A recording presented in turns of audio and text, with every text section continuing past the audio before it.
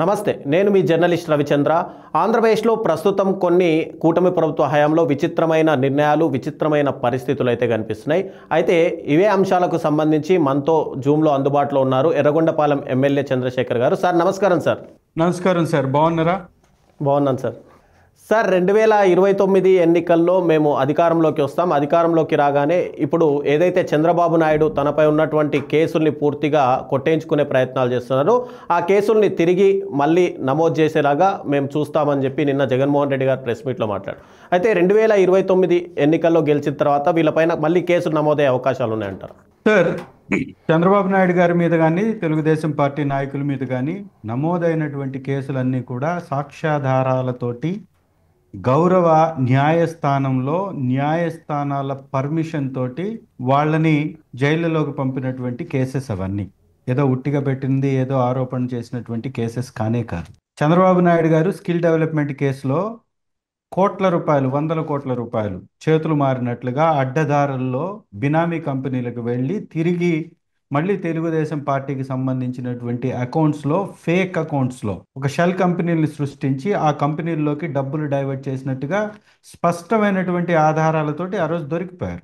GST లాంటి వ్యవస్థలు, కేంద్రంలో పనిచేసేటటువంటి సంస్థలు అనేక తప్పిదాలు జరిగాయి తెలుగుదేశం పార్టీ హయాంలో అని చెప్పారు.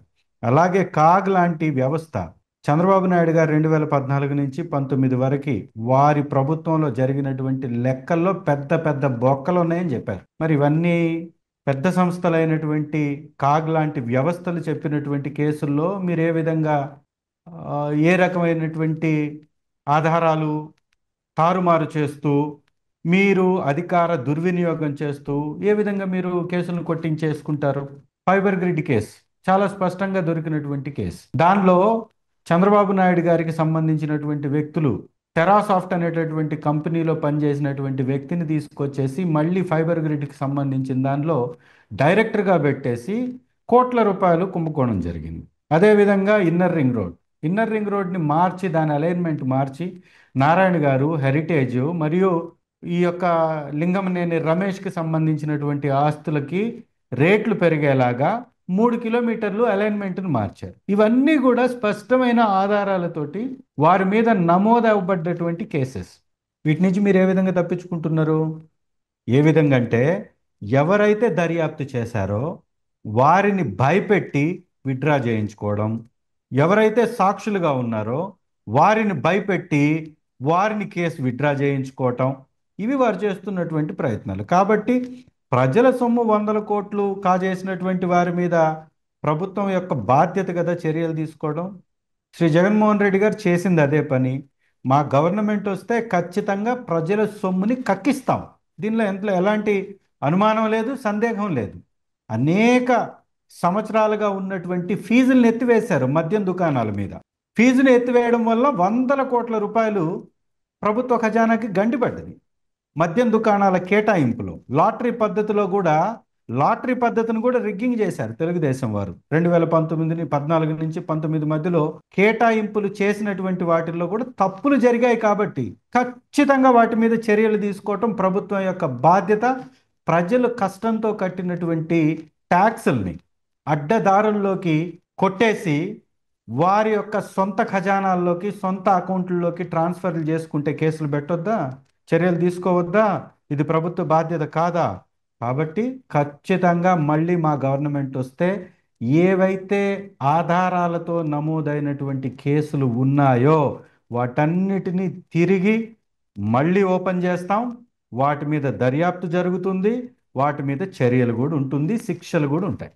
ఎస్, అంటే చంద్రబాబు నాయుడిని ఆదర్శంగా తీసుకొని దేశంలో ఉన్నటువంటి అందరు ముఖ్యమంత్రులు కూడా తమ పైన ఉన్నటువంటి కేసులు కొట్టేయించుకుంటే ఇక న్యాయస్థానాలకు ప్రజల నుంచి విలువ ఉంటుందంటారు. ఇదే కోట్ల మంది ప్రజల్ని తొలిచివేస్తున్నటువంటి ప్రశ్న. ఒక వ్యక్తిని ముఖ్యమంత్రిగా ఎందుకు చేస్తారు? ప్రజలకి పరిపాలన అందించమని, ప్రజలు కట్టే ట్యాక్సుల్ని తిరిగి ఈ రాష్ట్ర ప్రగతి కోసం ఉపయోగించమని. చంద్రబాబు నాయుడు గారు ప్రగతి కోసం ఉపయోగిస్తున్నట్టుగా మీకు కనపడుతుందా? చంద్రబాబు నాయుడు గారు ఈ 18 నెలల్లో ఉద్యోగస్తులకి 31,000 కోట్ల రూపాయలు బాకీ ఉన్నాడంటే ఉద్యోగులకు జీతాలు అందిస్తున్నాడా? 1వ తారీఖు జీతాలు ఇస్తానని చెప్పినటువంటి చంద్రబాబు నాయుడు గారు ఇవాళ పోలీసు వారికి 5 డిఏలు పెండింగ్, ఐఆర్లు 6, ఒక ఐఆర్ని సగం సగం కింద ఇస్తానని చెప్తున్నాడు. అదేవిధంగా అనేక రకాలైనటువంటి వాళ్ళ సరెండర్స్కి సంబంధించినటువంటి డబ్బులు పెండింగ్. అన్ని అన్ని రంగాలకు సంబంధించినటువంటి ఉద్యోగులకి పిఎఫ్ డబ్బులను కూడా కట్టలేనటువంటి పరిస్థితి. ఉద్యోగాలు అయిపోయిన తర్వాత, రిటైర్మెంట్ అయిన తర్వాత డబ్బు చెల్లిస్తాను అని చెప్తున్నటువంటి ఉదాంతాలు, దానికి ఏకంగా జీవోలు తీస్తున్నటువంటి పరిస్థితి. ఇప్పుడు జీపీఎఫ్ ఉంటే బ్రహ్మాండమైనటువంటి స్కీమ్ జీపీఎఫ్ని వైఎస్ఆర్ కాంగ్రెస్ పార్టీలో జగన్మోహన్ రెడ్డి గారు తీసుకొస్తే భయంకరంగా ట్రోల్ చేశారు, భయంకరంగా దాని మీద విషాన్ని కక్కారు. ఇవాళ దేశంలోని అనేక రాష్ట్రాలు ఆ జీపీఎఫ్ స్కీమ్ని తీసుకుంటున్నాయి. ఆంధ్ర రాష్ట్రం యొక్క మాడ్యూల్ని తీసుకొని వాళ్ళ రాష్ట్రాల్లో ఇంప్లిమెంట్ చేసుకుంటున్నాయి. ఇప్పుడు ఇక్కడ ఏముందండి? ఇవాళ జగన్మోహన్ రెడ్డి గారు తీసుకొచ్చినటువంటి స్కీమ్ మంచిది కాదన్నారు. ఈ రోజు వరకు మీరు దాని మీద ఏ రకమైనటువంటి కమిటీని వేశారా? చైర్మన్ని నియమించారా? అంటే మోసం. జగన్మోహన్ రెడ్డి గారు రైతులకి 1,83,000 కోట్ల రూపాయలు తన టెన్యూర్లో ఇవ్వడం జరిగింది మా ప్రభుత్వంలో. రైతులకు కేవలం 1,83,000 కోట్ల రూపాయలు. అది ఇన్పుట్ సబ్సిడీ కింద అవ్వచ్చు, బీమా కింద అవ్వచ్చు, ధాన్యం కొనుగోలు కోసం అవ్వచ్చు, రైతు భరోసాకి సంబంధించినటువంటి సహాయం కావచ్చు, ఏదైనా 1,83,000 కోట్ల రూపాయలు ఇచ్చాడు. అంటే సంవత్సరానికి ఎంత సార్? దాదాపుగా 40,000 కోట్ల రూపాయలు. ఇవాళ ఈ 2 సంవత్సరాల్లో రైతులకు ఇచ్చింది ఎంత అండి? ₹1 కరెంట్ అమ్ముకోవాలా? పత్తిని రోడ్డు మీద పడేయాలా? చిరుధాన్యాలను కొనేటటువంటి నాదుడు ఉండడా? పొగాకు బ్యార్నీల నిండా నిండిపోయి ఉండాలా? మిర్చి ధర లేక కోల్డ్ స్టోరేజ్లో పడి ఉండాలా? ఇదా మీ పరిపాలన?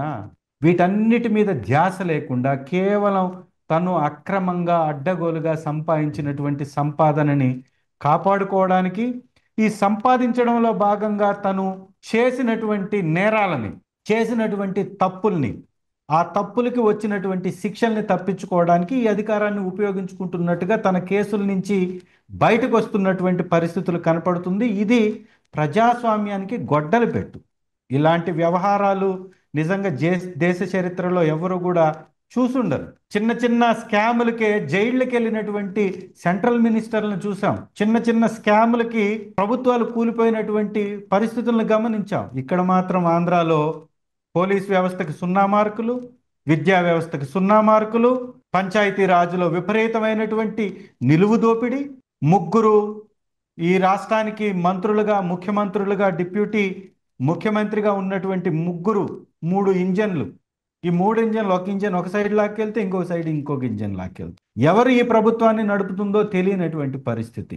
ఈ రాష్ట్రంలో డబుల్ ఇంజన్ సర్కారు ఉంది అని చెప్పేసి గొప్పలు చెప్పుకునేటటువంటి కూటమి ప్రభుత్వానికి ఇంజనే లేదు. ఇది ఈ 3 ఇంజన్లు కూడా ట్రబుల్ ఇంజన్స్ అనేది స్పష్టంగా ప్రజలకు కూడా తెలుస్తుంది.